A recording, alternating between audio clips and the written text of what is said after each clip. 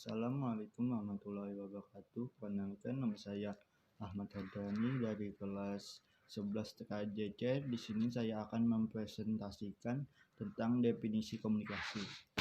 Yang pertama, saya akan menjelaskan pengertian komunikasi. Komunikasi adalah suatu proses ketika seseorang atau beberapa orang, kelompok, organisasi, dan masyarakat menciptakan dan menggunakan informasi agar terhubung dengan lingkungan dan orang lain. Pada umumnya, komunikasi dilakukan secara lisan atau verbal yang dimengerti oleh kedua belah pihak. Sejarah perkembangan teknologi komunikasi. Dalam dunia perkembangan teknologi komunikasi itu sendiri tak lepas dari sejarah yang telah dilalui oleh para ilmuwan yang mengembangkan teknologi pada prasejarah atau 3000 Masehi. Teknologi komunikasi mulai diciptakan. Manusia sudah mulai mencoba berkomunikasi dengan simbol-simbol dan isyarat. Hari ini merupakan titik awal perkembangan teknologi komunikasi. Perkembangan teknologi selanjutnya yaitu dengan diciptakan dan digunakan alat-alat menghasilkan bunyi dan isyarat seperti gendang, trompet yang dibuat dari tanduk binatang, serta isyarat asap sebagai alat pemberi peringatan terhadap bahaya. Teknologi komunikasi tersebut semakin berkembang mulai dari menggunakan burung merpati, telegram, surat menyurat hingga email yang kemudian semakin berkembang pesat menjadi telepon dan lain-lain. Selanjutnya, komponen utama dalam komunikasi. 1. Komunikator atau sumber atau pengirim pesan,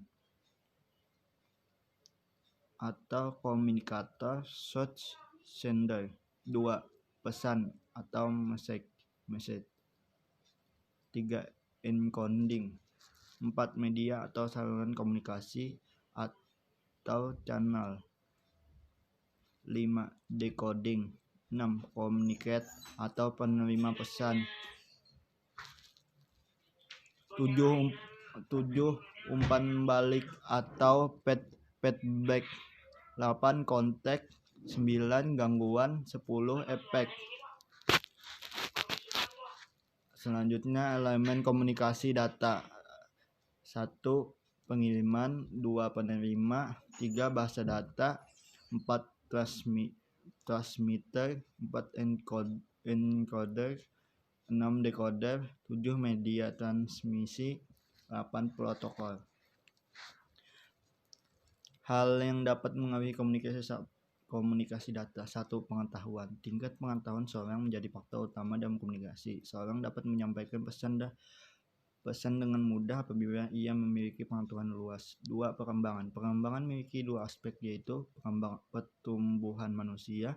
Pertumbuhan dapat mengaruhi pola pikir manusia, bagaimana komunikasi menyikapi informasi yang diberikan komunikator, dan bagaimana komunikator menyampaikan informasi kepada komunikan. Keterampilan menguasai bahasa. Keterampilan dalam menguasai berbahasa ini merupakan salah tidak kita menghadapi remaja, maka kita akan lebih baik mengetahui bahasa-bahasa yang digunakan dalam keseharian atau disebut dengan bahasa gaul. 3. Persepsi.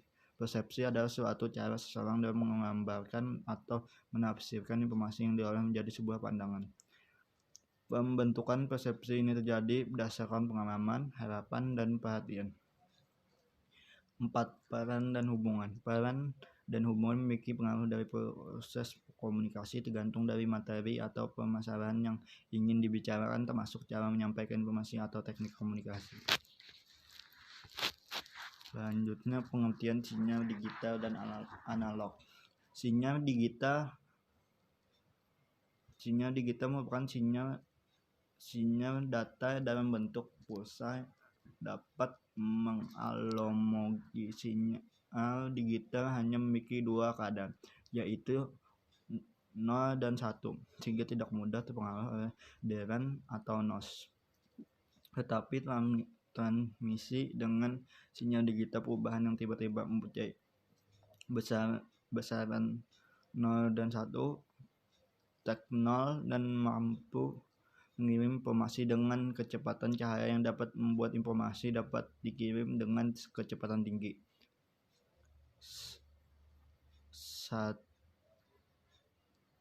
hanya mencapai jarak jangkau pengiriman data yang relatif dekat. Sinyal digital juga biasanya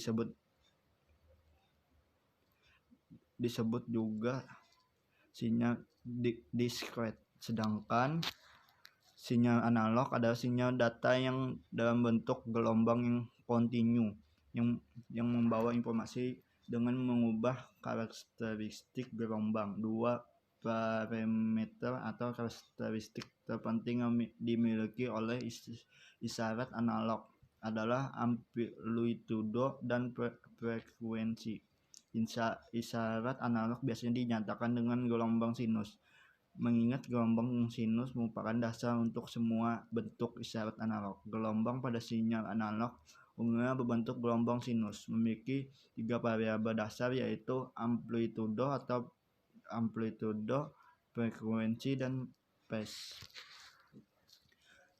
Nah, di sini ada contoh-contoh sinyal digital analog. Ini ada analog sinyal, digital sinyal.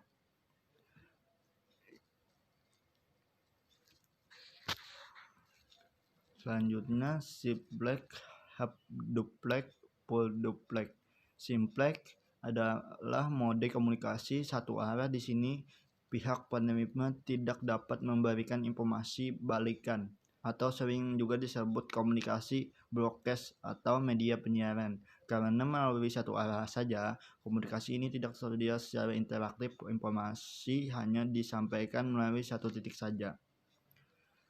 Half duplex adalah media komunikasi dua arah, namun berbeda dengan duplex.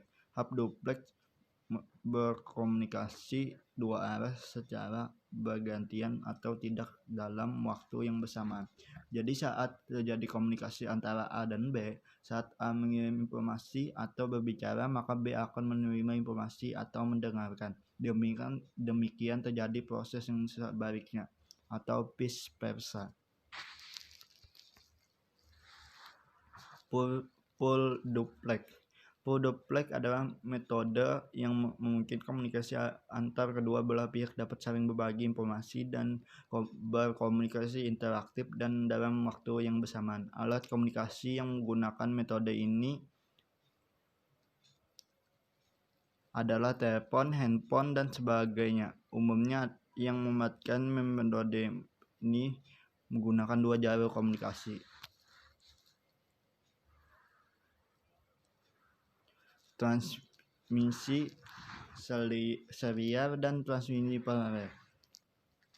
Transmisi serial adalah transmisi data di mana dalam satu satuan waktu hanya satu bit yang disalurkan. Dengan demikian data yang terdiri atas banyak bit dikirim secara berurutan satu persatu. Setiap komputer dilengkapi dengan saluran serial atau serial port, yaitu saluran yang bisa menerima atau mengirim data secara serial. Transmisi paralel. Transmisi paralel adalah transmisi data di mana dalam suatu satuan waktu berapa bit atau biasanya 8 bit bisa disalurkan bersamaan. Pada komputer tersedia juga saluran paralel atau parallel port. Misalnya saluran yang dihubungi dengan printer ketika akan mencetak data. Teknik pengiriman baseband atau broadband. Transmisi baseband. Transmisi baseband adalah sinyal digital yang mengirim dan melalui media sebagai satu saluran. Dalam teknik ini, satu sinyal mengambil seluruh bandwidth media jaringan untuk transmisi. Selanjutnya, perangkat mengirim dan menerima menggunakan saluran tunggal atau kabel. Mengirim dan menerima tidak dapat terjadi pada saluran yang sama secara bersamaan. Transmisi broadband. Transmisi broadband mengirim data sebagai sinyal analog. Dalam transmisi broadband dimungkinkan untuk mengirim sinyal secara bersamaan melalui berbagai frekuensi yang berbeda. Transmisi ini searah. Dengan kata lain, pengiriman data hanya terjadi satu arah pada satu waktu. Oleh karena itu, dalam transmisi broadband, ia hanya dapat mengirim atau menerima, tapi tidak dapat melaksanakan kedua secara mengenal jaringan suara 1G, 2G, 3G, 5G. Jaringan suara 1G. 1G mengacu pada generasi pertama dari suara nikabel atau telekomunikasi suara. Ini adalah standar telekomunikasi analog yang digunakan pada 1980-an. 1G pada umumnya adalah teknologi analog dan ponsel yang memiliki daya baterai yang terbatas, kualitas suara tanpa keamanan yang besar, dan kadang-kadang mengalami panggilan yang putus atau droplet care. Kecepatan maksimal 1G yaitu 2.4 kbps. Jaringan suara 2G. Jaringan 2G muncul pada tahun 1990-an yang mengambungkan sinyal digital ke dalam jaringan seluler. 2G adalah implementasi digital pertama dari komunikasi suara nikabel. 2G juga memperkenalkan layanan data seluler yang aman dan mampu mengirimkan pesan teks atau SMS dan pesan multimedia atau MMS. 2G juga menerapkan konsep CDMA dan GSM. Dengan konsep CDMA dan GSM itu, kecepatan maksimal dari jaringan 2G bisa mencapai 50 kbps atau 1 mbps. Jaringan 3G. 3G generasi ini menetapkan standar untuk sebagian besar teknologi nikabel yang kita kenal dan digunakan saat ini. Penanganan data broadband ini ciri khas sistem 3G dan merupakan persyaratan bagi ponsel pintar yang memproses aplikasi berat yang terlibat dengan jaringan sosial, streaming musik dan video, dan sistem GPS. Dalam generasi yang diperkenalkan secara pada tahun 2001 ini, kecepatan maksimal internet bisa mencapai 0,2 mbps. 4G. Jaringan suara 4G. Jaringan 4G telah memiliki meningkatkan dan bandwidth sekitar 10 kali lipat dari 3G. 4G adalah teknologi yang sangat berbeda dibandingkan dengan 3G. 4G dihadirkan untuk menyediakan jaringan internet dengan kecepatan tinggi, kualitas tinggi, dan kapasitas tinggi kepada pengguna, namun tetap menjaga tingkat keamanan, menurunkan biaya layanan suara dan data, multimedia, dan internet melalui IP.